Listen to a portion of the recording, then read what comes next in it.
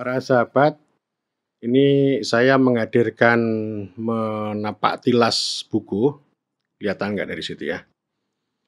Karya Denis Lombard, sejarawan Prancis. Ini judul bukunya adalah Nusa Jawa Silang Budaya. Ini buku ketiga, Warisan Kerajaan-Kerajaan Konsentris. Naskah aslinya tahun 1990. Kemudian ini dibahasa Indonesiakan oleh Gramedia. Buku ini versi tahun 2005. Sebenarnya ada 3 buku. Buku 1 berbicara tentang jaringan Asia. Buku 2 bicara tentang batas-batas pembaratan, pengaruh westernisasi dan kolonialisasi di tanah Jawa. Kemudian yang ketiga berbicara ini ya, warisan kerajaan konsentris. Saya sengaja hanya melihat ini yang 3 ini, yang 1, 2 tidak saya bahas. Karena yang di dalam buku 3 ini juga berbicara desa. Paling tidak, kalau dari sudut Lombard, dia menggambarkan tentang struktur konsentris, kerajaan agraris, yang di dalamnya ada desa, ada relasi antara negara kerajaan dengan desa, dan desa itu sangat dekat dengan struktur ekonomi agraris. Oleh karena itu saya melihatnya dari sudut desa. Secara khusus saya akan melihat dari sisi desa, artinya ini melihat formasi desa, relasi desa dengan negara konsentris itu, atau desa itu dalam pusaran negara agraris yang konsentris di tanah Jawa. Memang ini khas betul ya, Denis Lombard ini berbeda dengan sejarawan pada umumnya. Kalau sejarawan itu biasanya membuat narasi itu secara kronologis sehingga mudah dipahami. Tetapi kalau Lombard ini melompat-lompat ya, dari struktur buku aja dibalik, bukan cerita prakolonial di buku pertama, malah ditaruh di buku yang ketiga. Kemudian juga narasinya tematik ya, dan melompat-lompat juga, ada bahkan yang diulang-ulang juga. Bicara mengenai revolusi hijau itu ada di beberapa tempat gitu ya, sehingga saya agak lelah juga membaca buku ini gitu. Dan karena Denis Lombard melompat, saya juga melompat juga ini ya. Saya mulai dari halaman 37, 36, 37. Dia bilang begini ya, ada satu hal yang tampak dengan jelas, kekuatan senjata dan penaklukan penguasa lokal tidaklah cukup untuk mendirikan suatu struktur kekuasaan yang mantap apabila tidak disertai pemulihan suatu tatanan agraris yang mapan. Dia memang tidak berbicara desa secara eksplisit di dalam kalimat ini, tetapi saya ingin mengatakan bahwa desa itu ya menjadi dua sisi mata uang dengan tatanan agraris itu. Dan nanti ada satu chapter, ada satu subchapter atau subbab di dalam buku ini yang berbicara tentang ketahanan desa. Dan ketahanan desa itu tentu akan sangat relevan dengan kemapanan tatanan agraris. Dan meskipun buku ini juga bercerita mengenai keserasian sosial, ketahanan sosial gitu, tetapi sejarah itu menunjukkan ya ada perubahan dan ada kesinambungan, dan saya kira perubahan dan kesinambungan dalam keserasian sosial maupun ketahanan sosial desa ini menjadi sesuatu yang sangat menarik dan nanti akan saya cermati. Itu halaman 36, 37, lalu saya melompat lagi ke halaman 90. Wah. Ini ada sebuah teka-teki, sebuah pertanyaan. Apakah desa itu sekedar badan sosial yang hidupnya tergantung pada rangsangan dari pusat? Ini artinya hierarki.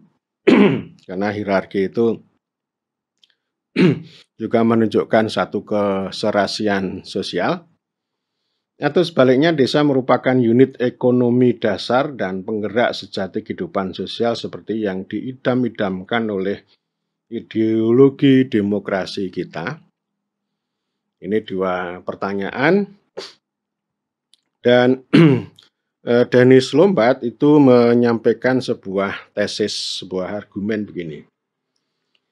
Jawabannya baru akan kita ketahui setelah penelitian regional lengkap dilaksanakan. Namun kami berani bertaruh bahwa jawaban itu akan penuh nuansa dan berubah-ubah menurut irama sejarah. Selama masa kejayaan negara agraris itu, yaitu pada abad ke-14 di bawah pemerintahan Mojopahit, pada awal abad ke-17 dan akhir abad 18 di bawah Mataram, setelah pertengahan abad 19 di bawah pemerintahan Hindia Belanda, dan sejak tahun 70 di bawah Orde Baru, desa tampaknya tunduk pada kekuasaan pusat dan wakil-wakilnya. Ini artinya untuk menjawab pertanyaan pertama tadi ya, desa itu tergantung rangsangan dari pusat dalam struktur yang hierarkis konsentris.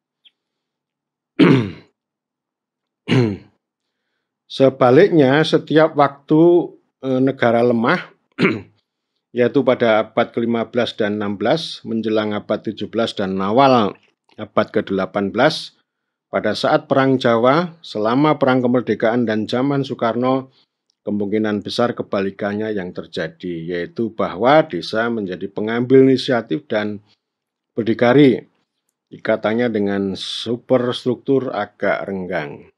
Jadi desa berdikari dan desa yang satunya desa yang tergantung ya, desa apa ya istilahnya ya, desa ketipal kali ya, yang selalu dirangsang bahkan juga ditindas dari atas begitu. Nah ini yang menjadi dasar pintu masuk pembahasan saya. Dan saya menangkap ini ya, saya agak susah menangkap apa yang disampaikan oleh Dennis Lombat ini, karena dia itu polanya menyampaikan sebuah pertanyaan tapi tidak dijawab secara lengkap, tapi melompat di chapter berikutnya baru terjawab meskipun juga tidak lengkap. Jadi artinya ini lebih banyak hipotesis dan puzzle atau semacam teka-teki gitu. Dan Dennis Lombat sendiri mengakui bahwa studi di buku 3 ini yang paling lemah gitu ya. Misalnya dia bilang begini, berhadapan dengan masalah yang termasuk paling peka masa kini dan tiadanya monografi atau sumber yang berarti atau memuaskan, atau sebaliknya dengan sumber yang berlimpah-limpah, sejarawan merasa sedikit kewalahan. Sintesis berikut merupakan satu percobaan penuh resiko dan merupakan bagian paling lemah dari penelitian ini. Jadi bicara tentang tadi ya, segitiga antara negara konsentris, masyarakat agraris, dan desa ini dirasakan paling lemah di antara 3 buku yang disajikan oleh Dennis Lombat itu. Lalu saya menangkapnya begini ya, formasi desa itu berhimpitan dengan struktur paralel ya, ada struktur sosial, struktur politik, dan struktur ekonomi. Itu sangat paralel, di mana kalau kita melihat struktur politik ini kan ada raja sebagai pusat kosmos poros dunia yang dikatakan di sini, dan raja itu bertahta di ibu kota kerajaan, dan kota itu sebagai mandala ya. Mandala itu apa namanya, kayak titik sentral ya di antara 4 penjuru mata angin. Kita bisa menyaksikan kayak di Borobudur ya. Jadi itu struktur kayak market gitu ya, kayak ini, dan pusatnya itu adalah Mandala. Kemudian ada penjuru ke arah timur, utara, selatan, dan juga barat gitu. Itu ada peta 4-nya begitu, dan ini menunjukkan satu, struktur yang konsentris, ya, karena di titik tengah itu, raja bertahta yang mengendalikan seluruh, seluruh wilayah atau seluruh kekuasaannya begitu. Dan ini juga menunjukkan satu keserasian sosial gitu. Apalagi di desa juga di sini digambarkan ada Moncopat, Moncolimo gitu ya, di mana ada 5 desa gitu ya, 5 desa di mana satu desa berada di tengah, kemudian ada desa di arah timur, di arah utara, di arah barat, dan di arah, selatan. Ini ya struktur, mandala ya.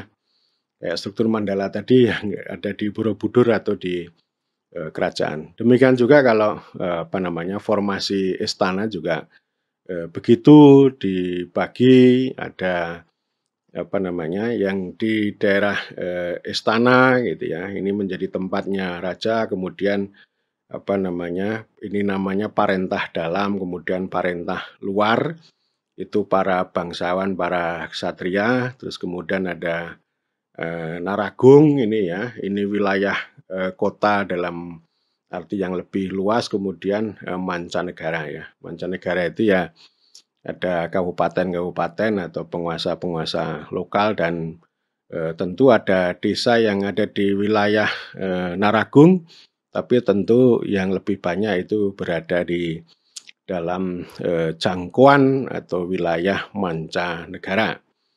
Dan tentu ini, desa itu punya hubungan dengan para penguasa lokal, lebih dekat ya, penguasa lokal seperti bupati, seperti rakyat gitu, atau para ksatria. Dan para ksatria ini secara politik itu menjadi, struktur penghubung antara desa dengan raja. Ini, secara umumnya begitu, dan, secara dari sisi struktur sosial ini,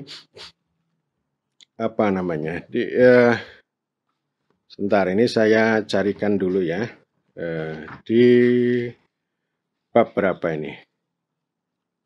Masyarakat hierarkis, sebentar. Dia mengutip, ini ya, KKW Negara Kertagama, struktur sosial. Bentar, saya cari dulu ini, karena memang melompat-lompat, jadi carinya juga melompat-lompat.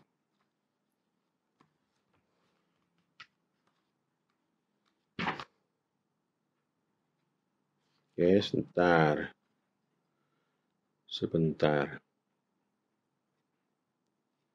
Di mana tuh ini masyarakat hierarkisnya itu. Jadi ada istilah ini ya. Nah, ini di halaman berapa nih? Halaman 58. Di bab 2, masyarakat yang hierarkis gitu. Dennis Lombat itu mengutip ada konsep ini ya, catur jana atau 4 kelas dari Empu Prapanca, Kakawin Nagara Kertagama, Pupuh 81 bait 2, 3, dan 4. Jadi, catur jana itu ada 4 lapis. Yang pertama ini para mantri atau pejabat tinggi, serta para arya atau kaum bangsawan. Ini lapis pertama. Ini memang, tidak bicara struktur, kasta ya, nanti kalau kasta itu di luar itu. Kemudian ada yang kedua ini para grian yang berstatus satria, dan para wali atau perwira ya, tentara ya. Ya, jadi ada, aparat sipil negara, baru kemudian ada tentara, yang tampaknya juga merupakan semacam golongan bangsawan rendah ya. Jadi ada bangsawan tinggi, ada bangsawan rendah.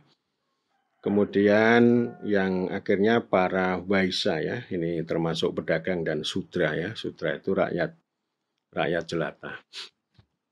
Itu tetapi Dennis Lombat itu melakukan modifikasi ya. Ini saya lihat ya.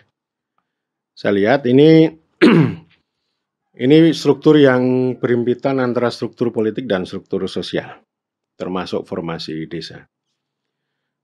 Ini di halaman 17, struktur sosial berlapis 3. Kaum agama yang terdiri dari para rohaniawan Hindu dan Buddha, dan yang menguasai desa-desa mereka yang bebas pajak. Ini yang zaman Majapahit itu disebut dengan Sima Swatantra. Ya. Kalau zaman Mataram disebut dengan desa perdikan, ya, desa yang ini para agamawan yang punya jasa pada raja, dan kemudian mereka memperoleh hak istimewa atas tanah, atas wilayah. Mereka tidak punya kewajiban membayar pajak. Kemudian yang kedua adalah lingkungan keraton yang berkuasa di atas para raka lokal. Raka itu apa ya? Kalau ini zaman Mataram kuno ya kayak kalau sekarang ya kayak bupati. Dengan bantuan kaum agamawan, dan yang ketiga desa-desa biasa yang dipunguti pajak oleh raja dengan perantaraan pemungut pajak, yaitu mereka yang memanen pajak dan yang juga dapat dianugerahkan sebagai lungguh, ya, appanage, ya, lungguh. Kalau sekarang ya bisa disebut bengkok. Atau kalau di zaman Mataram kuno disebut watek atau watak, gitu ya. Ini menjadi hak para raka, ya. Jadi gajinya itu pakai model itu. Kepada para raka yang kesetiaannya dibutuhkan oleh raja. Kaum tani dari Wanua atau dari dapur, dari tani atau dari desa yang didukung kerajaan dalam usaha mereka membabat hutan rimba, menghasilkan surplus yang langsung masuk keraton. Ini menjadi poin penting ini soal pembabatan hutan ini, ya, yang nanti itu punya implikasi panjang terhadap kehidupan ekonomi desa Jawa. Dalam hal Sima, Sima Swatantra atau desa perdikan, keraton merelakan surplus hasil itu yang kemudian menjadi pajak untuk dewata, akan tetapi maksudnya tidak lain supaya para agamawan melaksanakan ritual kerajaan dengan baik dan menjaga candi-candi yang kebanyakan merupakan tempat pemujaan leluhur raja. Dari sudut manipulasi simbol, para raja berkepentingan memperbanyak jumlah sima. Sedangkan dari sudut kekayaan material, mereka juga berkepentingan untuk mengembangkan budidaya padi pada desa.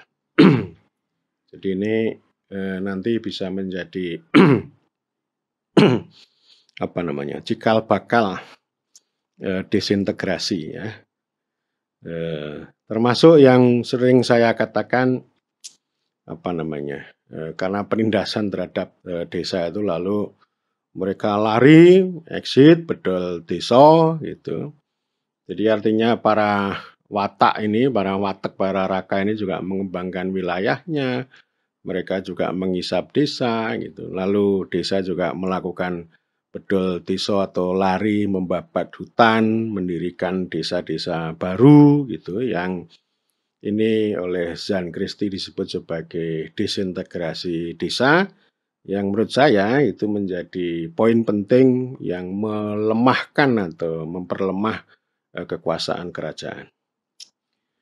Nah, ini ini strukturnya seperti itu, dan desa itu sangat penting bagi kerajaan.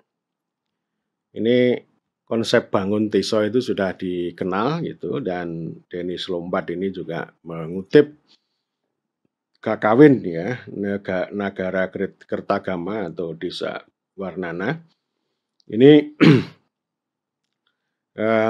kalimatnya begini. Keinginan untuk mengembangkan daerah pedesaan terlihat dengan lebih baik pada abad 14 dalam satu sambutan yang menurut Negara Kertagama diucapkan oleh Pangeran Wengker, Paman Hayam Wuruk, ya, yang ini berkuasa di sekitar Ngawi, Magetan dan sekitarnya. Dan dialamatkan kepada pemuka-pemuka desa yang berkumpul di keraton pada perayaan besar tahunan. kalimatnya begini, pesannya Pangeran Wengker, "Anda hendaknya memperhatikan segala sesuatu yang sesuai dengan kepentingan pedesaan atau pradesa, bendungan setu, jalanan marga, bangunan dari batu, gerha, semua karya yang berguna itu harus dirawat dengan baik. Pada dasarnya semua ladang kering maupun berair, dan semua yang ditanam, ya, asing tinandur harus dilindungi dan dipelihara. Segala sesuatu yang telah dijadikan tanah masyarakat, entah itu Karaman atau Sara Harbiah sebagai tanah para rama, harus dijaga supaya tidak rusak dan terlantar. Para petani pemukim tetap tidak boleh menolak pendatang baru yang hendak membuka tanah. Demikianlah kehendak raja yang harus ditaati, pembangunan pedesaan, itulah yang harus kalian usahakan." Ya, jadi ini contoh ya, di satu sisi ini kan punya, kalau zaman sekarang ya governmentality ya. Di satu sisi ini kekuasaan yang produktif yang pengen memakmurkan ya, dengan cara membuka hutan, merawat sawah, juga membolehkan para pendatang. Ini artinya ada sesuatu yang inklusif begitu. Tapi di sisi lain ini ya, kalau orang desa itu bertani, bercocok tanam dengan baik, maka ya keluarga raja bisa makan ya dengan memperoleh upeti dan bisa dapat pajak juga. Tetapi kalau orang-orang desa tidak bekerja itu kan artinya raja tidak bisa makan, tidak bisa dapat upeti maupun pajak. Jadi ya itulah yang ini kekuasaan yang produktif gitu ya, menurut konsepsi governmentality gitu.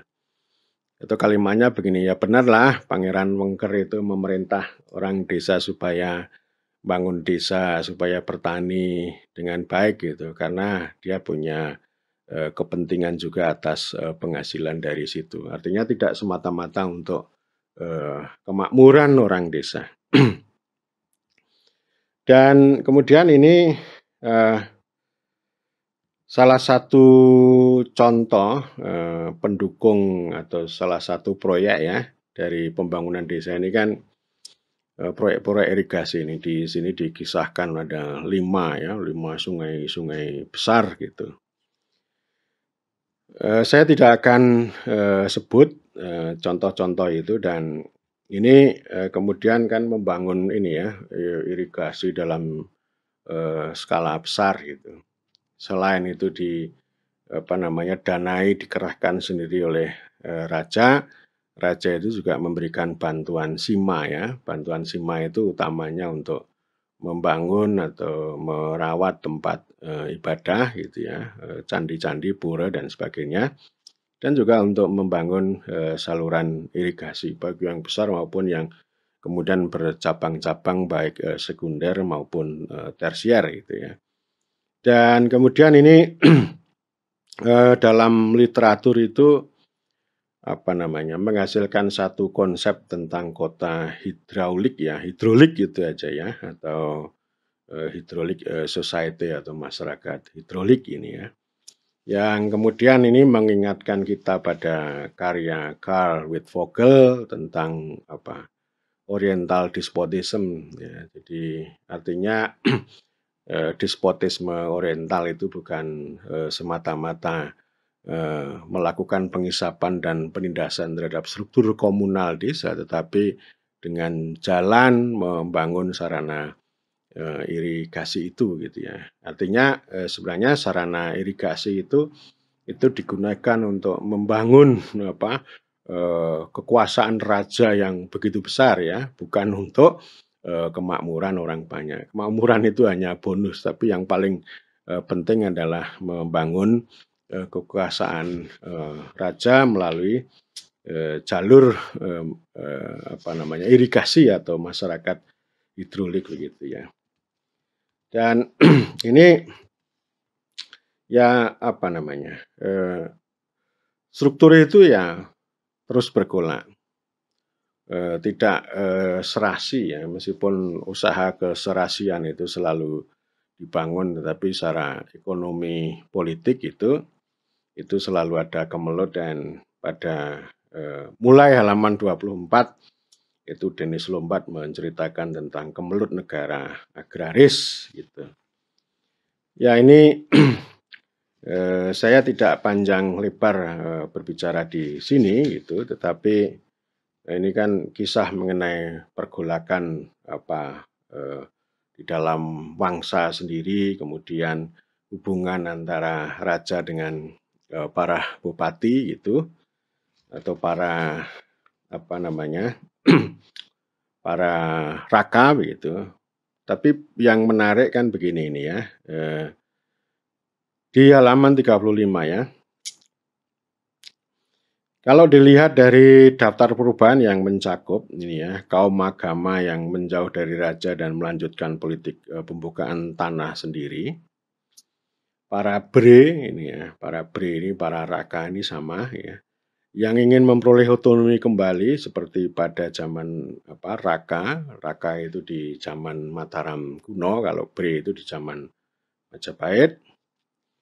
Peranan yang semakin besar dari kaum pedagang dan lalu lintas uang, munculnya klien-klien atau kawulo yang merupakan dari jaringan antar pribadi, dan akhirnya munculnya pemilik tanah yang lolos dari sistem bermasyarakat yang berlaku di Wanua atau di desa. Sudah jelas bahwa perubahan-perubahan itu sangat mendalam. Dan sudah jelas pula bahwa hal-hal tersebut bisa mengguncangkan tatanan kerajaan yang bagaimanapun juga merupakan hasil rekayasa cerdik terhadap satu masyarakat yang masih primitif yang didominasi oleh permainan potlatch gitu ya. Potlatch ya. Potlatch ya, ini diambil dari tradisi Baradaya Amerika dan Kanada itu ya, tradisi saling memberi gitu ya. Jadi artinya ya ini kalau ada upeti tapi juga ada bantuan gitu ya. Itu dipermainkan ya. Termasuk ini permainan para agamawan dengan tanah tanah perdikan atau Sima Swatantra itu ternyata mereka itu juga memperluas tanahnya, demikian juga dengan para bre, para struktur birokrasi elit itu ya, elit birokrasi ini juga menuntut otonomi, kemudian juga mereka itu juga mengembangkan ya sama dengan agamawan, menambah tanah ya, membuka tanah, termasuk dalam hal ini membabat hutan. Demikian juga dengan orang-orang desa juga begitu, membabat hutan itu menjadi bagian dari proses itu ya. Potlatch itu ya. Meskipun raja itu mengklaim bahwa seluruh wilayah, seluruh tanah itu adalah miliknya gitu. Ya. Nah itu seperti itu, dan ini kesimpulannya ya. Ini perubahan-perubahan penting. Kemudian yang tidak kalah menarik tentu saja ya ini ya, sebentar saya cari. Ini pengaruh ini ya, nanti pengaruh Islam terhadap ini ya, termasuk nanti datangnya kolonial, karena ini kan buku ini kan cerita evolusi dari Mataram kuno, kemudian Majapahit, lalu kerajaan Islam dan juga VOC gitu ya, atau kedatangan kolonial gitu ya. Ada pengaruh yang signifikan dengan datangnya Islam, yaitu terhadap struktur yang hierarkis itu. Tetapi ini juga menarik karena nanti ada perluasan perluasan elit-elit baru ya, tidak hanya di kalangan bangsawan atau di priayi itu, tetapi nanti meluas ya, dimulai dari kekuasaan kepemilikan tanah maupun para pedagang gitu. Struktur ekonomi tentu berbicara tentang tanah maupun sumber-sumber kehidupan, termasuk juga profesi ya. Masyarakat, Jawa itu profesi utamanya adalah, petani tentu, yang ini, sawah dan hutan gitu.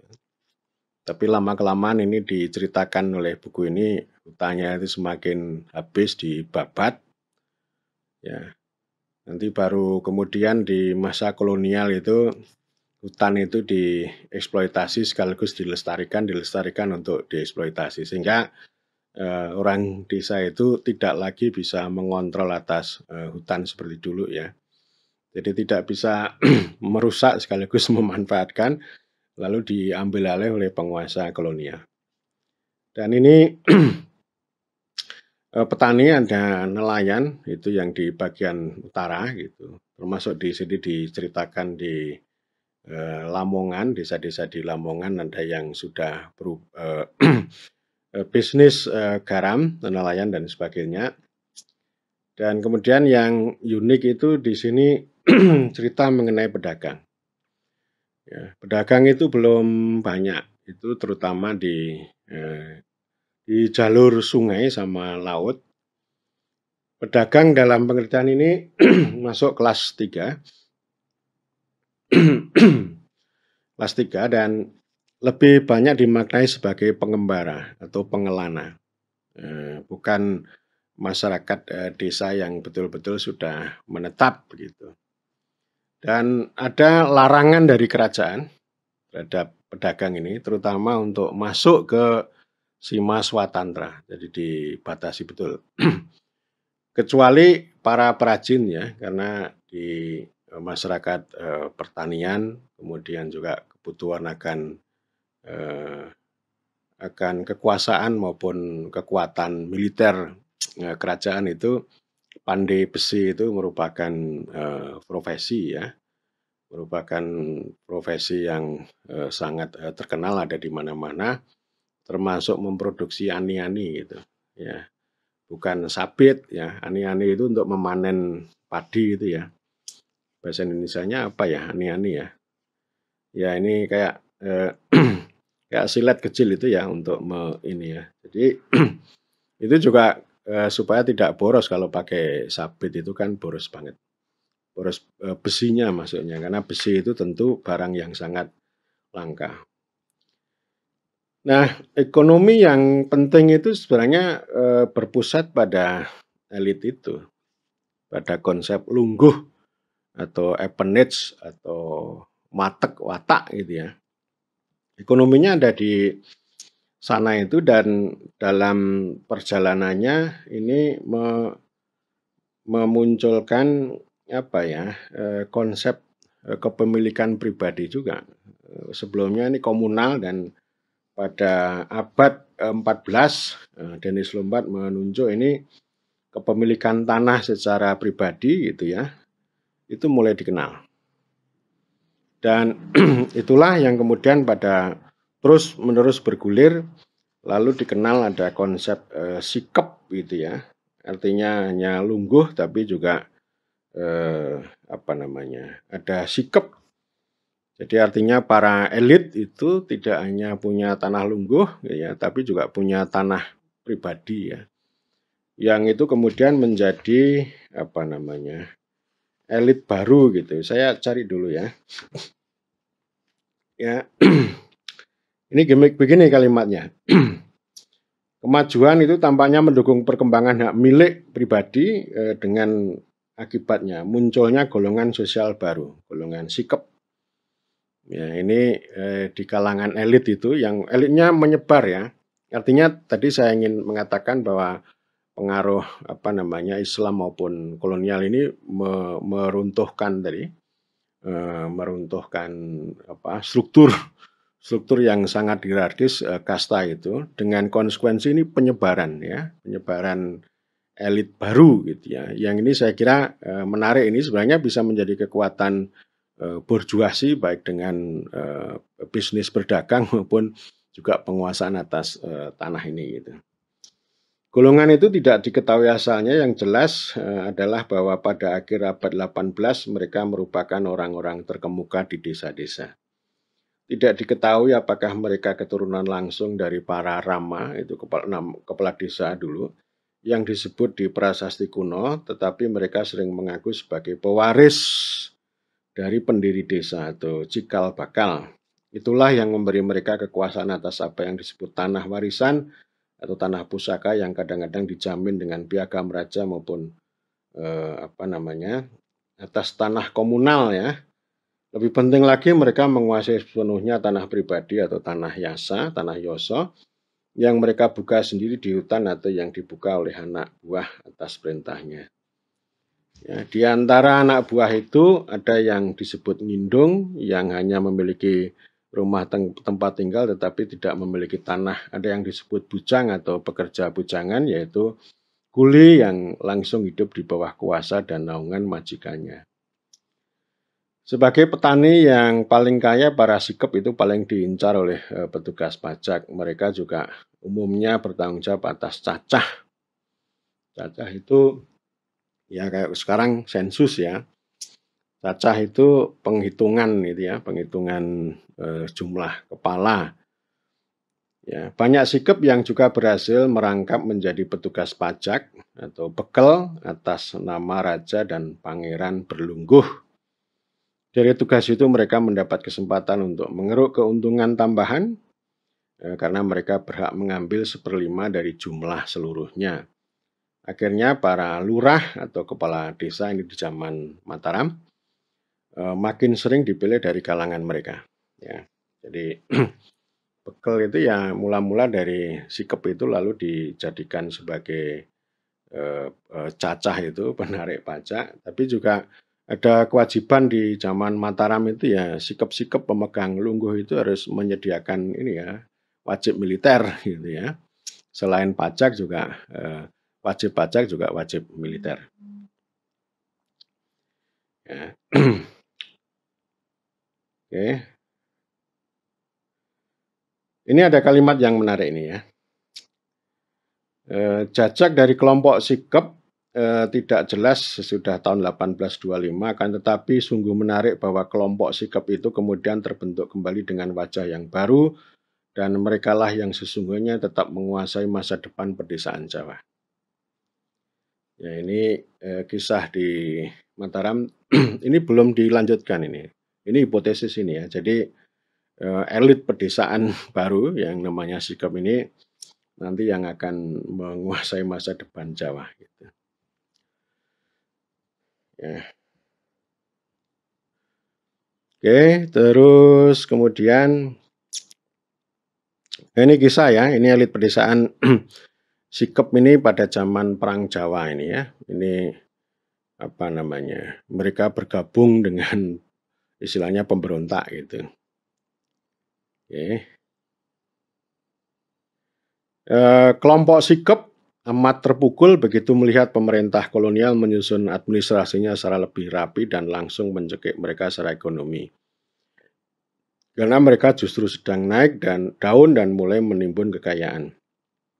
Pada waktu itu bandar pajak yang dikontrakkan pada orang Cina bertambah banyak. Di samping itu unit dasar perhitungan pajak tanah atau satu jung telah diperkecil secara sewenang-wenang pada tahun 1802. Hal itu sama dengan kenaikan drastis pajak tanah. Alasan-alasan itulah yang mendorong para sikep untuk membangkang dan merangkul pengikut Pangeran Diponegoro. Ya. Dan ini perang Jawa atau perang Diponegoro ini merupakan bapak penting perubahan ya. Kita bisa juga membaca buku Peter Carey ya, yang sangat legendaris, dia spesialis sejarah Diponegoro. Di tempat-tempat tertentu di Jawa Tengah perang itu berlangsung sengit, produksi pertanian amat merosot disertai penurunan sementara di jumlah penduduk, tetapi tidak terjadi perombakan struktur sosial. Begitu pemberontak-pemberontak utama dibuang ke Manado atau ke Bengkulu, bangsawan-bangsawan lainnya segera bergabung kembali dengan kekuasaan kolonial dan perdamaian pulih kembali. Dan kali ini akan bertahan selama 115 tahun. Ya, yang ini dimulai dengan 1830 ya, sistem tanam paksa gitu. Jadi perang Jawa 1825 sampai 1830 dan itu bisa dihancurkan oleh kekuasaan kolonial. Lalu 1830 itu dimulai dengan ini ya, kultur stelsel atau sistem tanam paksa. Budaya keraton bangkit kembali di ibu kota kerajaan dan di kabupaten-kabupaten, gitu ya. Ini, oke,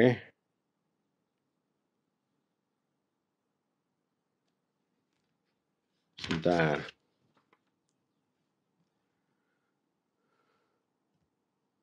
Sebentar ya. Yang ini penting ya. Jadi setelah itu hubungan antara kolonial sama keraton kan sangat mesra gitu ya. Dan pada sisi lain ya ada penindasan yang luar biasa pada desa gitu. Di sini ada sistem hierarki ganda ya. Ada kerajaan sama kolonial.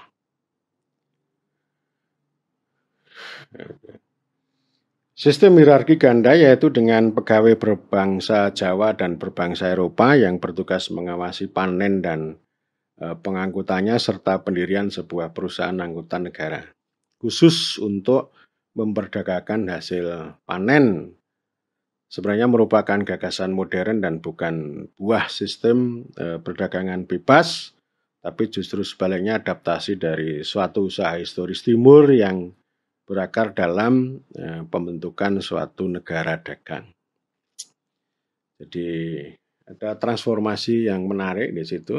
Ada dari negara agraris ke negara dagang, yang berdagang ya negaranya. Hendaknya kita mengingat arti harafiah dari semboyan penjajah bahwa negara kolonial adalah pewaris dari hak dan kewajiban negara Jawa.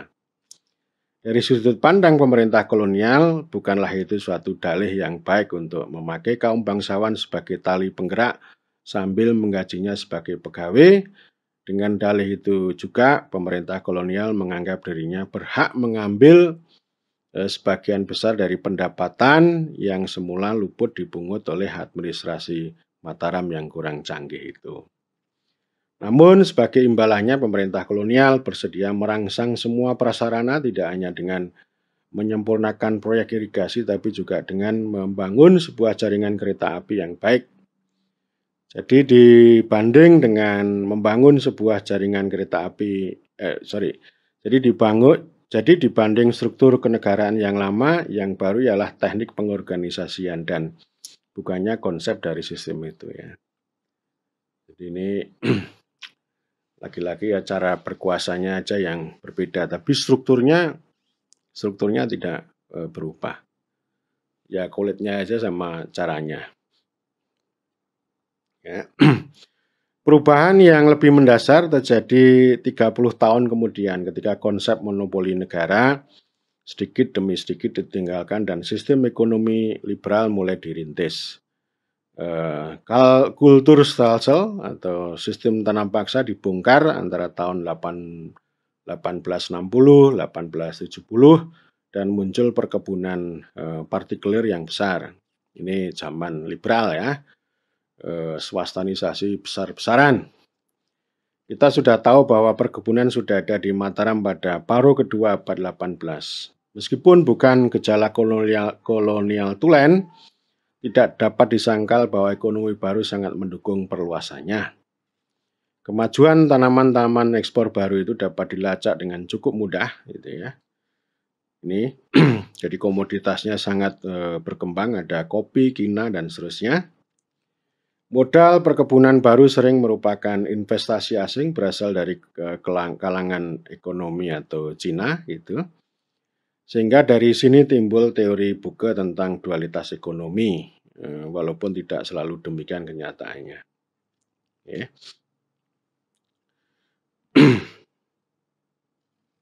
Oke, sebentar.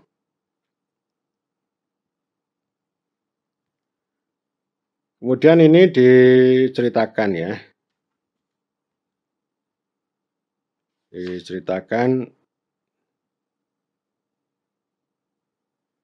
di samping sektor yang berkembang itu agaknya lebih sulit dilacak evolusi desa-desa lama setelah lepas dari cengkeraman cengkraman tanam paksa. Tapi ini ada laporan ya, ada laporan dari pemerintah kolonial tahun 1906, 1911 ada 40 laporan bahwa ada kemerosotan ya, kemerosotan kesejahteraan orang desa Jawa gitu. Gambaran evolusi daerah pedesaan Jawa sesudah tahun 1860 Ahmad Buram.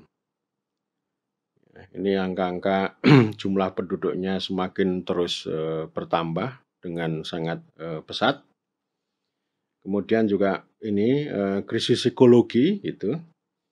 Gunung-gunung dikunduli dan hutannya diganti dengan ladang yang merambati lereng-lerengnya sampai setinggi. Mungkin hutan pinggiran seperti itu kita ketahui telah lama dipakai sebagai tempat pemukiman atau pengungsian ya orang-orang yang terpinggirkan ya atau para pembangkang, perampok dan pertapa gitu.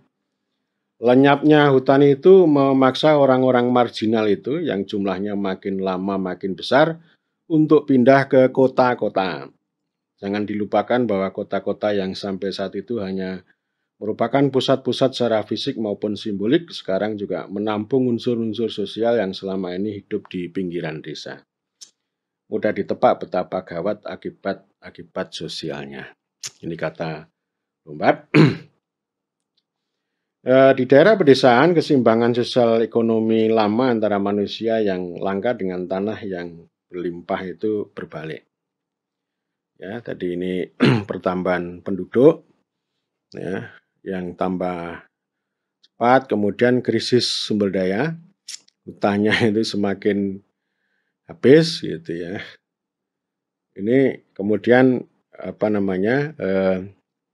Dennis Lombard itu bolak-balik mengutip Clifford Geertz ya tentang evolusi pertanian, pembagian kemiskinan atau share poverty gitu.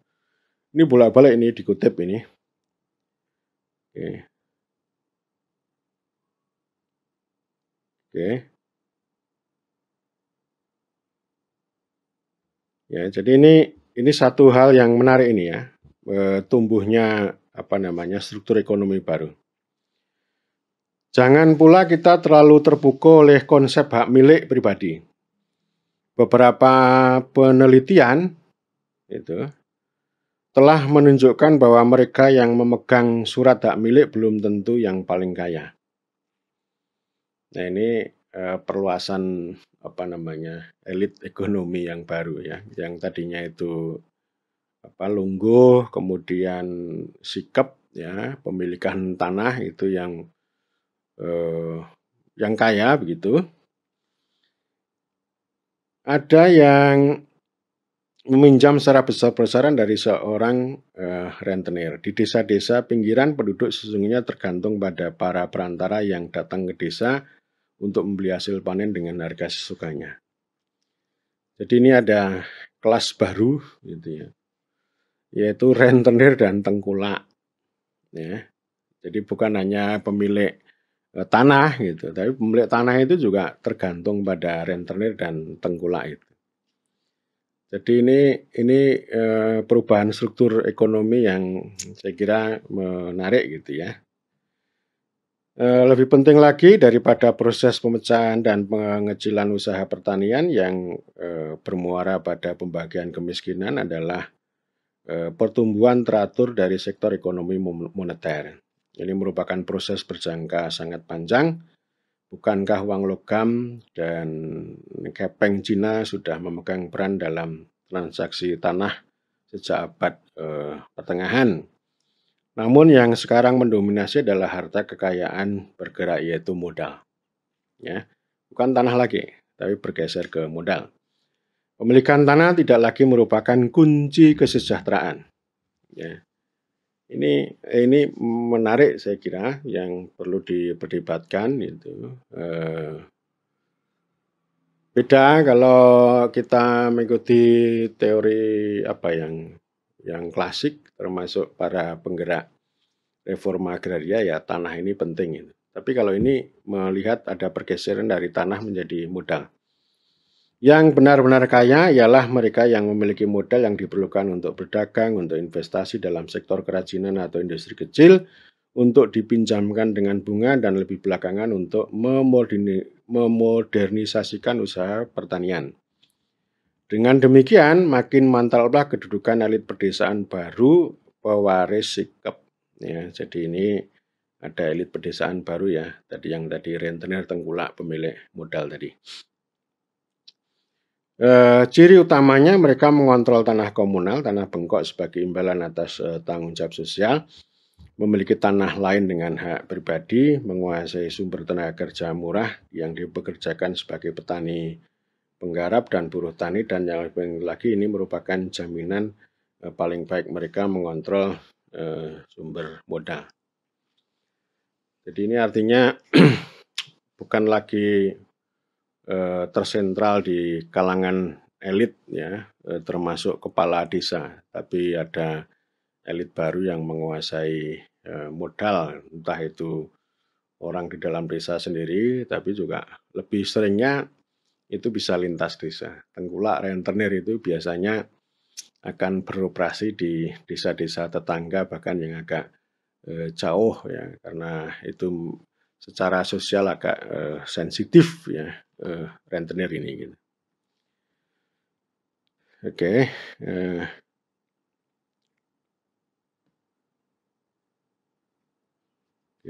ini ceritanya panjang banget yang soal elit baru ini.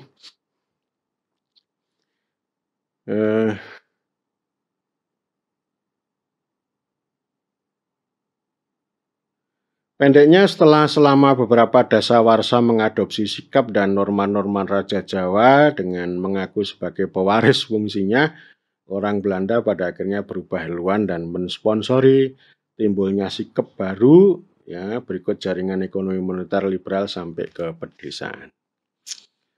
Tentu ini termasuk yang orang keturunan. Ya. Oke. Bila peristiwa Pasca 45 diteliti dengan seksama, tampaklah bahwa kedudukan elit ini dimapankan, bahkan diperkuat. Ya. Mula-mula kekuasaan negara seakan lenyap. Sesudah revolusi fisik 1950, usaha untuk memulihkan kembali kekuasaan negara mengalami banyak kendala, dan Soekarno sendiri gagal mengembalikan sepenuhnya situasi tersebut. Oke.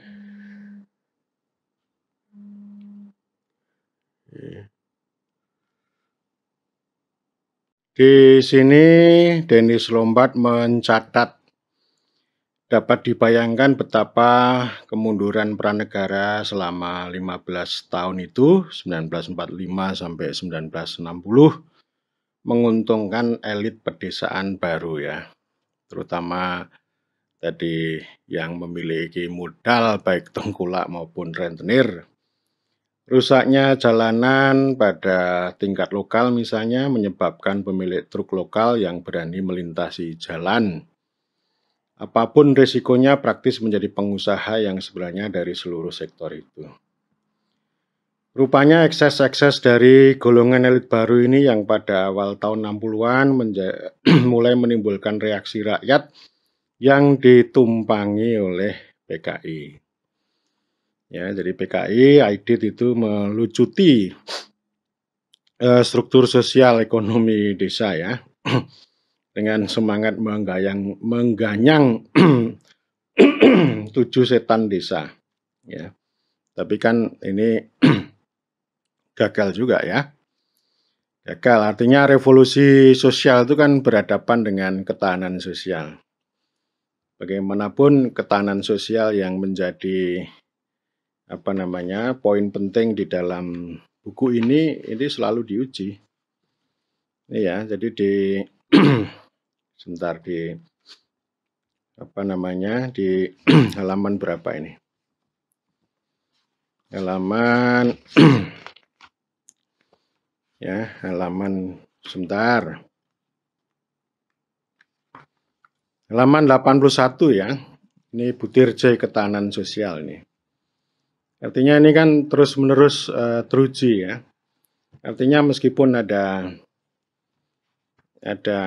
gerakan revolusi sosial dengan aksi sepihak yang dilancarkan oleh PKI, tetapi ada ketahanan sosial yang dimainkan oleh desa gitu. Dan ini penting untuk melihat misalnya bagaimana desa itu melindungi warga ya dari pergolakan politik pada masa itu, termasuk mobilisasi, dan pada ujungnya juga melindungi orang-orang tidak berdosa yang di PKI-kan gitu ya. Itu diprotek betul oleh kepala desa. Itu cerita itu ada di mana-mana ya. Baik itu di kampung saya termasuk juga di kampung-kampung yang lain.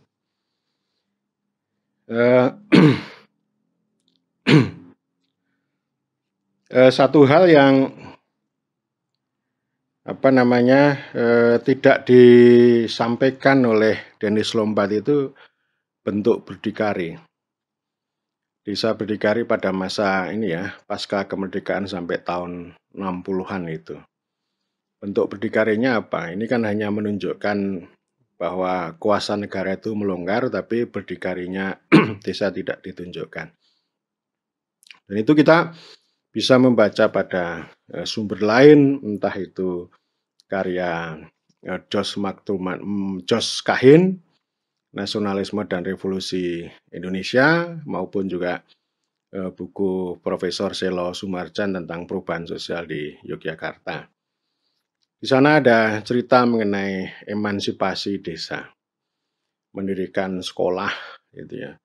Kemudian juga merawat irigasi yang itu ditelantarkan oleh negara.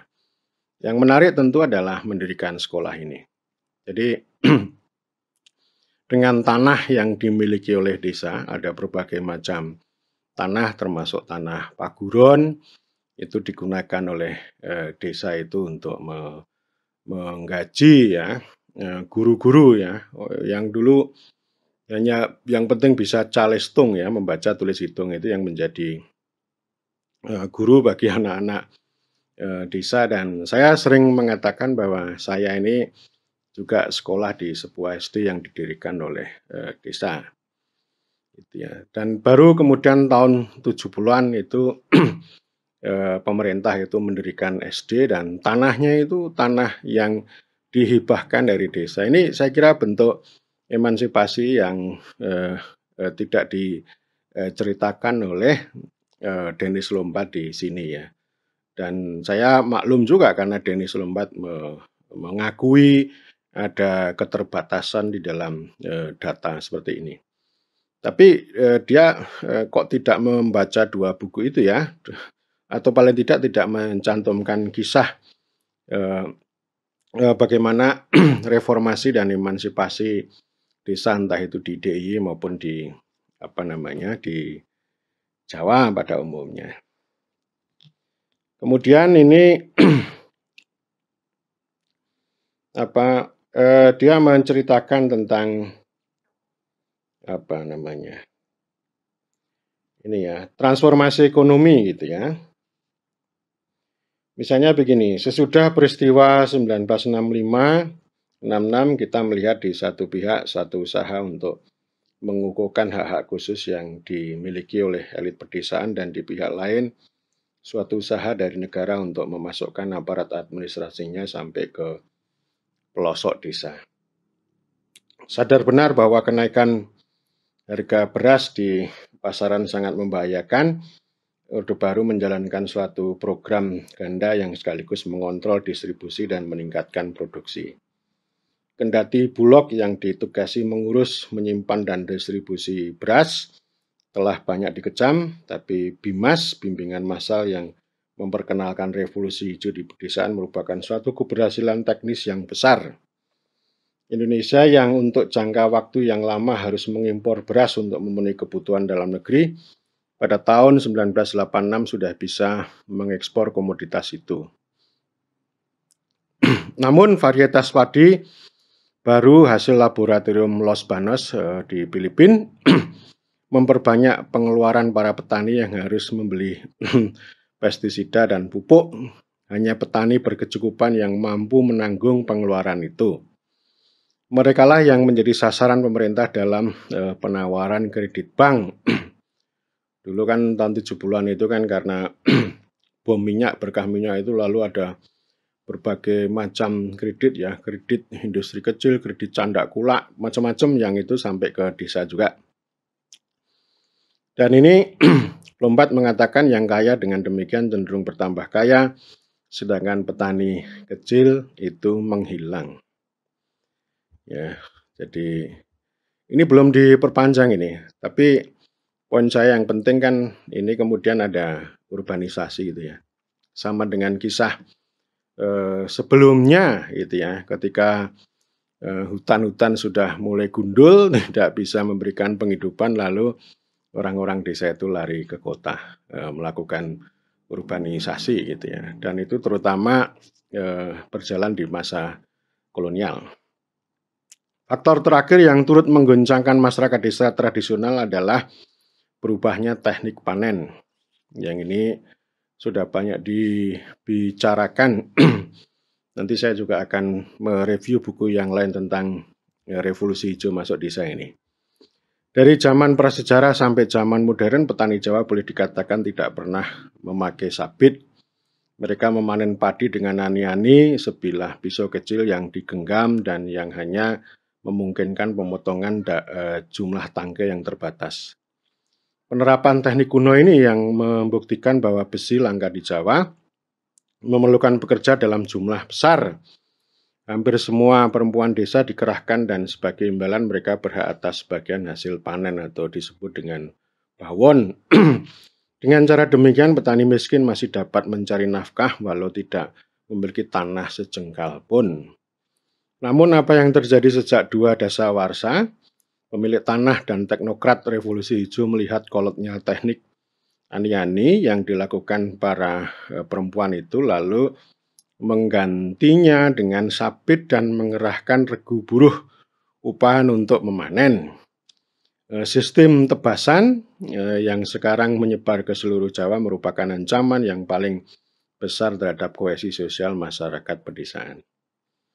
Ini nanti saya akan dalami lebih lanjut ya. Kalau teknokrat kan pengennya efisien, cepat, yang penting produksinya. Kalau teknokrat kan tidak melihat petaninya, tidak melihat manusianya. Jadi artinya seperti saya katakan sebelumnya bahwa pertanian itu tidak bicara hal ehwal tani gitu, tapi berbicara tentang agriculture, tentang produktivitas sawah itu. Selanjutnya Dennis Lombat bilang begini, sebelum mengakhiri bahasan yang menitik beratkan proses evolusi, berkesinambungan sekali lagi perlu ditekankan peran kerajaan-kerajaan agraris dalam pembentukan lingkungan desa Jawa. Sampai 1825, satu-satunya pola yang menonjol adalah pola Mataram yang langsung diilhami oleh pola Majapahit. Penaklukan hutan oleh manusia telah berlangsung sejajar dengan meluasnya ideologi kerajaan konsentris dengan kerajaan sebagai pusat dunia yang lambat laun mendesak mundur kebiadaban ke pinggiran. Konsep bahwa raja mempunyai kuasa atas tanah dan negara, di samping mempunyai hak yang melebihi hak-hak lain, bertahan sangat lama meskipun hak-hak pribadi juga ikut berkembang. Sejak Perang Jawa telah terjadi perubahan besar, kekuasaan para pangeran ternyata merosot, sekalipun gengsi mereka tetap tinggi. Pertumbuhan demografis Jawa dengan lenyapnya hutan dan munculnya kota-kota sebagai penampung surplus demokrasi pedesaan telah merombak keseluruhan tatanan konsentris ruang yang lama. Perjalanan historis panjang dari kaum tani yang bermula dari kolektivitas anonim berupa wanua atau desa telah sampai pada taraf yang baru. Yang sekarang berkuasa adalah petani-petani kaya yang memiliki tanah sekaligus uang, memegang jabatan resmi gitu, dan terutama mengeruk keuntungan dari revolusi hijau. Namun kita akan melihat bahwa sekalipun telah berlangsung evolusi, cita-cita dari kerajaan konsentris tetap bertahan dengan berbagai cara. Jadi ini apa namanya dualisme itu ya. Jadi hampir sama dengan studi-studi yang lain begitu.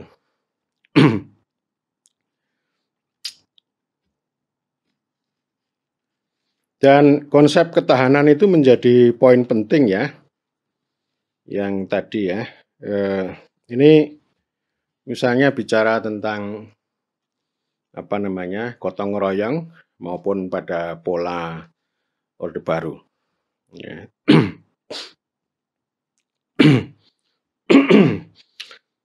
Konsep yang saling membantu atau gotong royong dalam istilah resmi Indonesia yang diambil dari bahasa Jawa itu bukan tanpa ambiguitas. Kesediaan para petani itu yang terus-menerus digarisbawahi ternyata dapat dibelokkan ke arah yang justru merugikan mereka sendiri.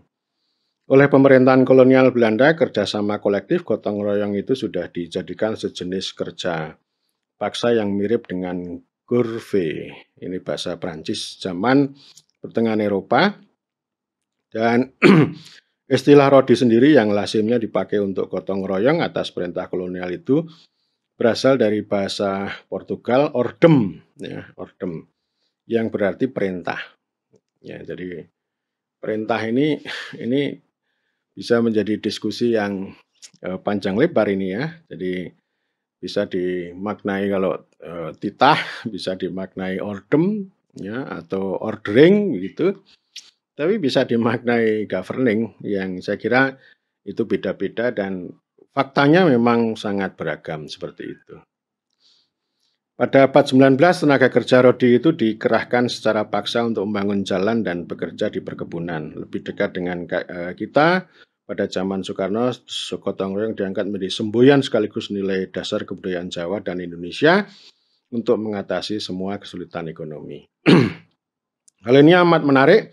Justru pada waktu konsep hak milik kolektif merosot dan luas tanah komunal berkurang secara drastis dan berubah menjadi tanah milik pribadi, pada waktu itulah pidato resmi menyanjung tradisi demi kekompakan desa dan untuk memperlambat kehancurannya. Jadi dewasa ini melihat sistem panen tebasan meluas dengan pesat dan menggantikan sistem panen lama yang melibatkan petani miskin.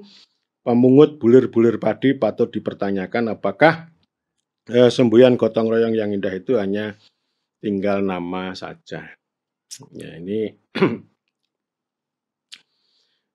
menjadi ya memang gotong royong itu menarik kalau dari konsepnya Soekarno gitu. Tapi pada zaman Soeharto kan gotong royong itu belokkan menjadi mobilisasi tenaga kerja gratis ya untuk mengerjakan fasilitas publik di kampung-kampung di desa. Kalau di kota kan nggak ada pola semacam itu.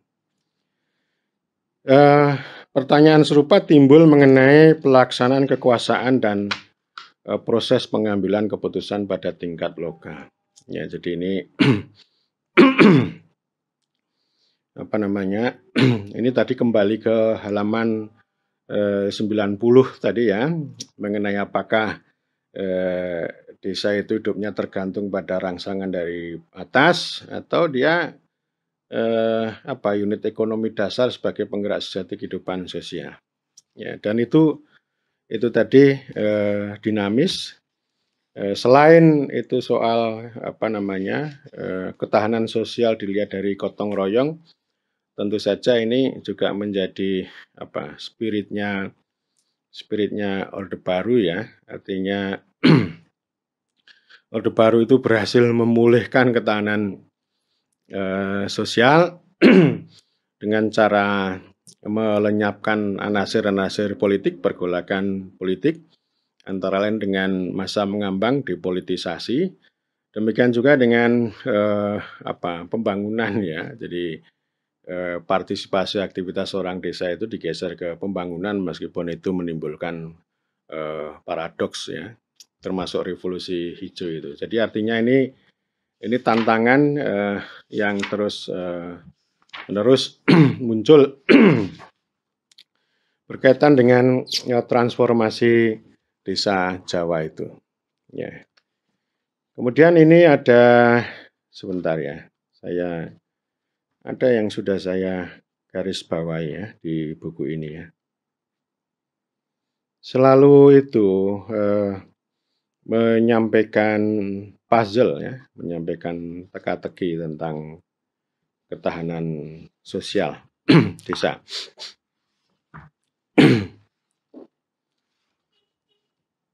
Yang penting ini adalah, sebentar ya, ini bab 4 ya. Bab 4 ini judulnya beku atau bergerak. Jawa itu beku atau bergerak. Desa Jawa itu beku atau bergerak. Ya, ini sebagai penutup karyanya dan pertanyaan itu sering pertanyaan yang timbul sebagai penutup buku ini adalah apakah sistem Jawa itu sekukuh apa yang terlihat dan mampu membendung ideologi-ideologi penggerak yang telah berkembang di tempat lain dan yang bagaimanapun sudah meresap ke dalamnya. Kita sudah melihat betapa modernitas Barat terbentur pada kuatnya tradisi Jawa dan bagaimana pula ortodoksi Islam terpaksa berkompromi dengan kepercayaan yang sudah ada sebelumnya. Mudahlah dibayangkan betapa kuatnya daya perlawanan pasif yang pada waktu itu ditampilkan oleh seluruh tatanan negara agraris yang sudah teruji itu. Konsep tentang waktu yang tak bergerak itu, tentang keseimbangan kosmis yang kadangkala terganggu oleh guncangan tak terduga sebelum pulih kembali, serta tentang harmoni sosial yang berdasarkan kepatuhan terhadap hierarki. Semua konsep itu sampai sekarang pun hampir tidak memberi peluang munculnya kelompok non-konformis dan kritis. Seorang Menteri Orde Baru yang notabene orang Jawa pernah membandingkan kehidupan politik negerinya dengan gerak bandul jam. Satu ayunan ke kanan, satu ayunan ke kiri, tetapi selalu tergantung pada suatu sumbu tengah dan berdasarkan suatu mekanisme yang tidak berubah-ubah. Jadi ini metafora jam gantung itu ya, itu untuk menggambarkan transformasi desa, transformasi Jawa atau desa Jawa. Ya, waktu terus berjalan, ini jamnya itu, jarumnya itu terus berjalan ya. Tapi sangat tergantung pada titik tengahnya. Artinya ya itu jalannya berputar terus saja. Jadi artinya ini ngomong tentang transformasi yang ambigu, jadi tidak maju ke depan begitu, tapi berputar ya. Berputarnya bukan spiral, tapi kayak siklus yang terus berputar dan sangat tergantung pada kekuatan asnya di tengah gitu. Ya. Para pengamat Barat yang sejak akhir abad 18 terpesona oleh ide-ide besar seperti kebebasan dan persamaan hak telah berkali-kali mengeluh tentang despotisme laten dari sistem Jawa itu serta menggaris bawahi besarnya tekanan sosialnya. Jadi ini orientalis juga ini ya, orang Barat termasuk Denis Lombat ini juga orang orientalis itu.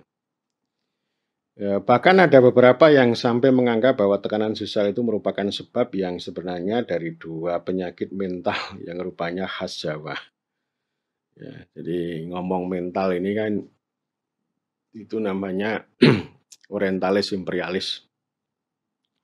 Menurut teori itu perorangan yang harus tunduk pada satu pola hidup ketat yang tidak memungkinkan adanya jalan keluar kalau gagal menyelesaikan diri dengan wajar, hanya akan dapat mengatasi ketegangan batinnya secara negatif dengan menghancurkan diri, baik itu dengan ulah latah, yaitu meniru secara abnormal, ataupun dengan cara amuk, ya, mengamuk yang tak urung membawa maut gitu. Ya, amuk itu bahasa Jawa yang kemudian digunakan istilah resmi dalam bahasa Inggris ya, run amuk gitu ya. Mengamuk itu nanti dalam bentuk pemberontakan gitu. Dan Kemudian ini ada untuk menggambarkan tentang transformasi itu ada subbab yang itu menarik itu yang butir B ya, subbab B, pemberontakan sebagai kartu pengaman gitu. Jadi dilihat dari pusat kekuasaan setiap tindakan yang dapat mengubah tatanan yang berlaku bagaimanapun sikap sebagai pemberontakan. Terhadap suatu jenis kekuasaan yang berciri kosmis tidak ada pembangkangan yang dapat dibenarkan oleh tidak yang dapat dibenarkan dan setiap pemberontak tidak orang durhaka, duroko, bahasa Jawanya duroko. Namun pemberontakan bukannya tidak terjadi dalam sejarah Jawa dan letupannya hampir selalu terjadi di daerah desa pinggiran. Berbeda dengan kota-kota Eropa sejak abad pertengahan di mana golongan borjuis dan proletarnya merupakan penggerak utama roda sejarah, di Jawa daerah pedesaan justru merupakan tempat timbulnya guncangan-guncangan yang paling kuat dan paling menentukan. Di Jawa seperti di Cina, desalah yang paling sering menjadi ajang konflik sosial mendasar. Ya, ini tesisnya menarik ini. Menarik ya. Jadi ceritanya sangat panjang di sini. Mulai dari bagaimana pemberontakan Ki Ageng Mangir, Ki Ageng Giring, kemudian ada pemberontakan petani di Banten, ya, yang dalam hal ini Denis Lomba juga mengutip karya Profesor Sartono Kartodirjo tentang pemberontakan petani di Banten 1888 yang bercirikan Islam. Kemudian juga ada tokoh yang sangat terkenal yang sampai sekarang juga dikenang yaitu Samin ya, Samin Surantiko ya di Blora dan sekitarnya yang sampai sekarang tradisi pembangkangan itu masih ada ya. Itu warisan yang luar biasa gitu ya. Nah ini kemudian dari sekian banyak pemberontakan ini ya, meskipun kalau kita belajar pada buku yang lain seperti buku konflik keseharian di pedesaan Jawa itu kan tema yang menarik begini, eksploitasi ketidakadilan itu sudah parah gitu. Tapi kok konfliknya, pemberontakannya itu tidak sedahsyat ketidakadilannya itu ya. Jadi kalaupun ada letupan-letupan pemberontakan, konflik itu karena ini ya, karena penggusuran gitu ya, karena memang hak-haknya itu dirampas atau dalam bahasa Jawa namanya sedumuk baduk senyari bumi gitu. Tapi pada intinya kalau subsistensi itu kata James Scott itu tidak dilanggar, tidak dirampas, yaitu damai atau harmoni saja. Saya sampai belum berbicara juga bukunya James Scott itu. Dan ini buku ini Denis Lombat berbicara begini, dengan pendekatan pertama dapat ditarik garis antara gerakan-gerakan yang berciri abangan seperti Saminisme dan gerakan-gerakan yang lebih sedikit jumlahnya seperti pemberontakan Banten yang mengacu pada gerakan Islam. Satu garis pemisah lain dapat ditarik antara gerakan rakyat tulen yang timbul akibat kesengsaraan yang sungguh-sungguh dan gerakan para petani kaya, yaitu para sikep seperti Samin, Dharmajaya, ya, terus kemudian atau para haji di Banten yang bercampur dengan ambisi politik untuk menggantikan kedudukan pegawai Belanda dan priai tertentu yang kekuasaannya dianggap tidak sah. Pemberontakan jenis pertama rupanya lebih sering terjadi di Pasundan. Di daerah itu pemberontakan lahan tanah partikelir yang luas yang dimiliki baik oleh bangsa Eropa seperti di Ciamis maupun bangsa Cina seperti di Tangerang untuk pertama kalinya menimbulkan suatu proletariat agraris tulen suatu hal yang belum ada atau baru mulai di tanah Jawa. Itu.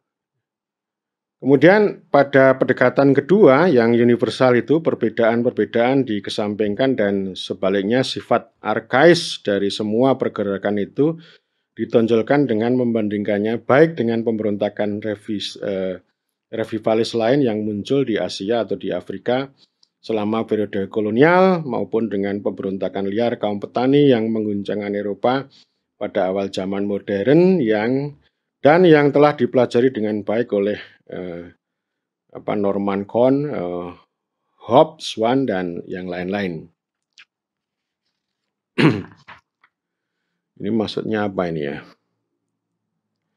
Maksudnya begini ya, ciri umum gerakan itu adalah satu keinginan untuk kembali ke tatanan lama yang dilihat sebagai masa keemasan dan bukan untuk menciptakan suatu masyarakat yang berkembang. Penolakan evolusi bukannya didasarkan pada suatu analisis bahwa masa kini hendaknya dilewati menuju masa yang baik, melainkan berpangkal pada keinginan untuk memulihkan keseimbangan yang untuk sementara waktu telah terganggu. Ini seperti narasi The Idiocy of Rural Life, kebodohan kehidupan desa yang disampaikan oleh Karl Marx ya. Entah itu pengalaman di Perancis atau di India, di Cina maupun tanah Jawa juga.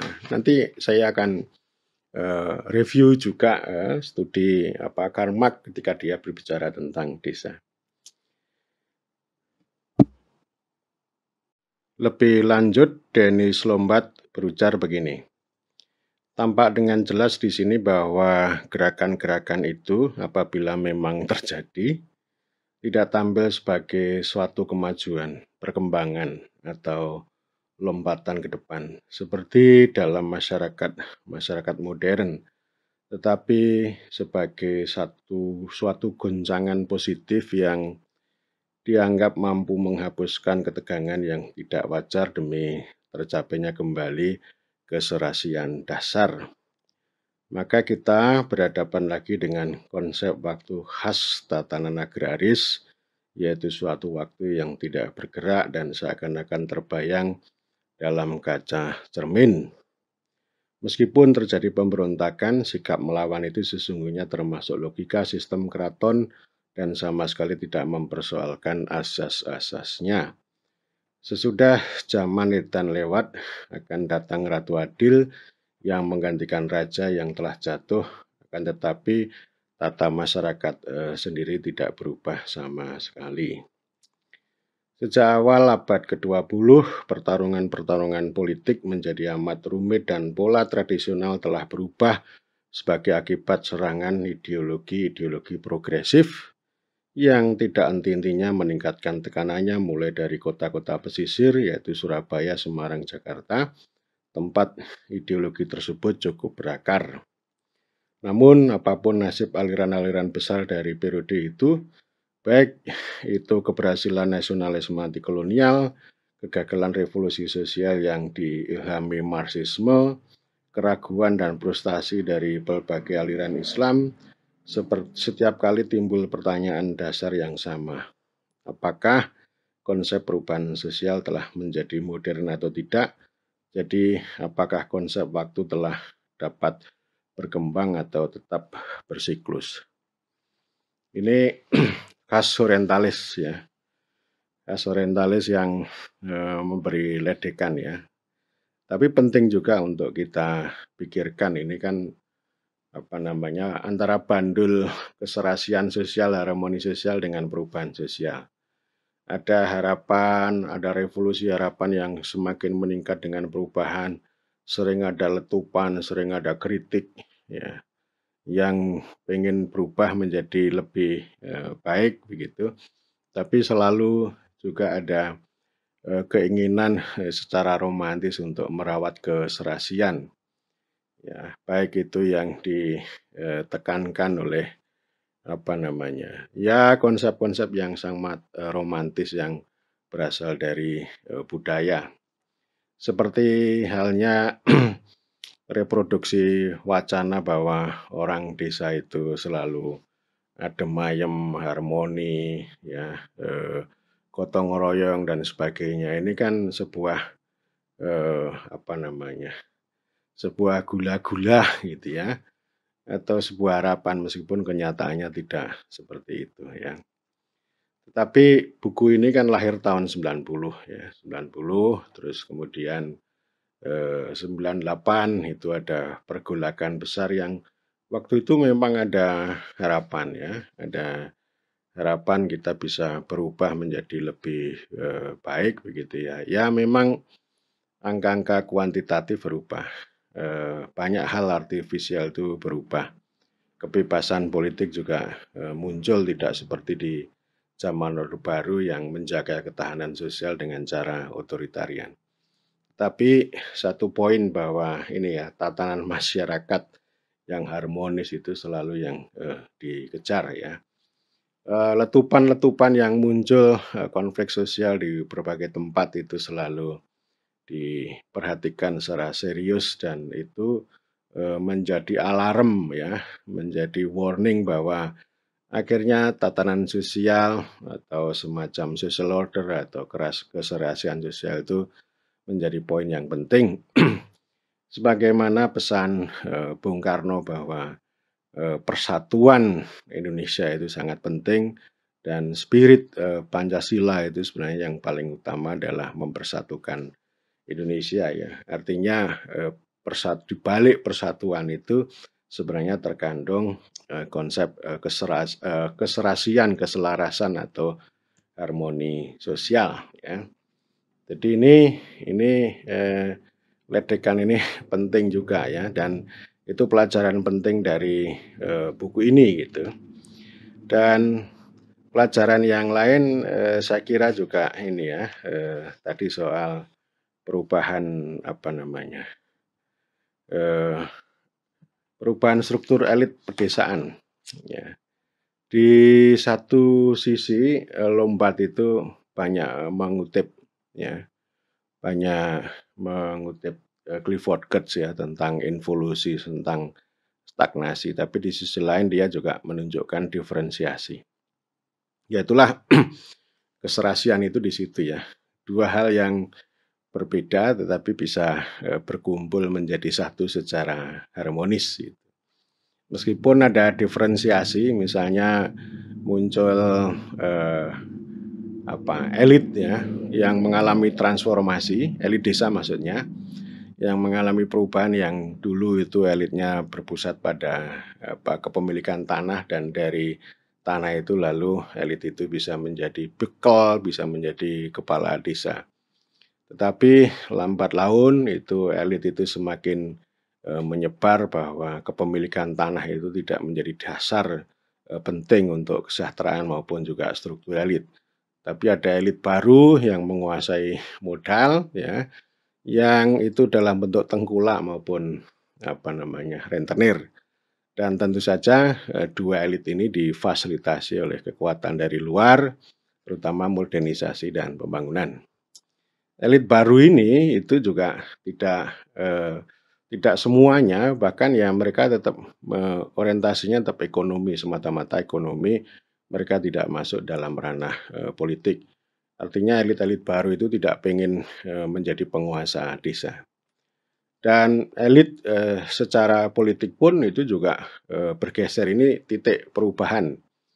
Ya, artinya yang menjadi kepala desa itu tidak harus warisan dari leluhur, tidak ahli waris dari cikal bakal, ya, tidak seperti identik dengan orang-orang Orde Baru, apalagi kalau kita melihat pasca Soeharto, pasca Orde Baru, itu semakin banyak kepala desa baru itu yang tidak berasal dari elit, baik itu elit politik maupun elit ekonomi. Sekarang semakin banyak rakyat, jelata yang bisa menjadi kepala desa. Tapi tentu saja membawa perubahan desa itu tidak mudah ya. Baik itu struktur harmoni yang sangat mapan itu, tapi yang mau saya katakan dan ini catatan juga untuk, Dennis Lombat, bahwa janji-janji perubahan yang dibawa oleh, pembaratan oleh westernisasi, entah itu kolonialisasi, modernisasi, dan pembangunan itu tidak banyak membawa perubahan. meskipun itu didukung besar-besaran oleh kekuatan turis pembangunan, akademisi, teknokrat, tapi pembangunan yang masuk ke desa itu tidak membawa banyak perubahan gitu ya. Artinya justru yang namanya pembangunan, modernisasi yang dijanjikan bisa merombak struktur lama itu justru mengawetkan. Ya. Bukan semata-mata mengewatkan struktur elit. Elit telah berubah ya, terutama dari garis garis politik, tetapi dia justru mengawetkan pada elit ekonomi itu ya. Jadi ini pembangunan ini ya yang sangat kenceng ya. Kalau Soekarno bicara revolusi, kalau Soeharto sampai sekarang gitu ya, itu pembangunan yang paling dominan ya. Jadi pembangunan itu tidak banyak membawa perubahan terhadap desa, kecuali hanya output, hanya ya itu bentuk fisik, tetapi dia tidak bisa membawa perubahan tatanan masyarakat. Bahkan nanti di lain kesempatan saya juga akan menyampaikan bahwa pembangunan ini adalah kuasa ya. Dia bisa memerintah desa dengan logika-logika uang proyek gitu ya, sampai ujungnya adalah laporan. Ini caratan ini dan tentu saja ini akhirnya juga apa namanya terkait ya dengan batas-batas pembaratan sama buku ini. Ya. Meskipun Dennis Lombat mengatakan bahwa ini daya tahan atau perlawanan pasif dari negeri agraris begitu, dan kemudian dia melakukan apologi bahwa masuknya Barat itu tidak bisa membawa perubahan ya, karena daya tahan dari apa namanya masyarakat agraris begitu ya. Tetapi ini sekali lagi ini apologi dan saya justru berkata sebaliknya bahwa itu tadi kekuatan dari Barat yang menjanjikan perubahan itu hanya untuk dirinya sendiri ya. Jadi kayak misalnya kapitalisasi yang masuk ke desa itu suksesnya hanya ya itu tadi produksi ekonomi, tetapi apa namanya subjek-subjek lokal orang desa petani itu tidak berubah karena memang logika logika kapitalisasi, modernisasi dan teman-temannya itu memang bukan untuk itu, bukan untuk mengubah tatanan, bukan untuk mengubah apa namanya harkat dan martabat, tetapi itu sebagai bentuk eksploitasi untuk kepentingan yang membawa pembangunan itu. Ya. Jadi ini ini artinya bukan semata karena perlawanan pasif ya, tapi saya membaca perlawanan pasif ini karena kekuatan yang datang dari luar ini itu tidak berdialektika secara baik dengan kekuatan lokal sehingga yang kekuatan dari apa namanya dari luar itu ya terutama pembangunan itu hanya mampu beradaptasi dan apa memanfaatkan ya memanfaatkan struktur yang ada. Dan saya tidak berharap bahwa kekuatan eksogen itu yang membawa perubahan ya. Saya percaya pada teori pemerintahan bahwa bukan teori pembangunan. Teori pembangunan itu bagi saya itu makhluk aneh itu termasuk alien ya. Jadi maksud saya dengan pendekatan pemerintahan yang endogen ya, dinamika yang ada di dalam desa itu yang bisa membawa perubahan. Ya tidak seradikal seperti revolusi, tetapi institusi-institusi itu bisa bekerja lebih baik. Pemerintah desanya juga bisa bekerja secara lebih baik. Demikian juga dengan akses ekonomi itu yang penting ya, meskipun itu sekolahnya sangat lokal dan bisa juga dianggap terlalu naif. Tapi ya begitulah ya, ini maksud saya kekuatan eksogen itu selalu mengkritik yang endogen ini malas, bodoh, pasif begitu. Tapi ya mereka itu kan ngomong begitu karena apologi dan mereka hanya bisa memanfaatkan. Lebih baik tidak ada kekuatan endogen, tidak ada pembangunan gitu, tetapi jalan pemerintahan itu jauh lebih baik untuk membawa perubahan bisa menjadi lebih kuat, ya, lebih maju, lebih mandiri, demokratis. Saya kira, begitu.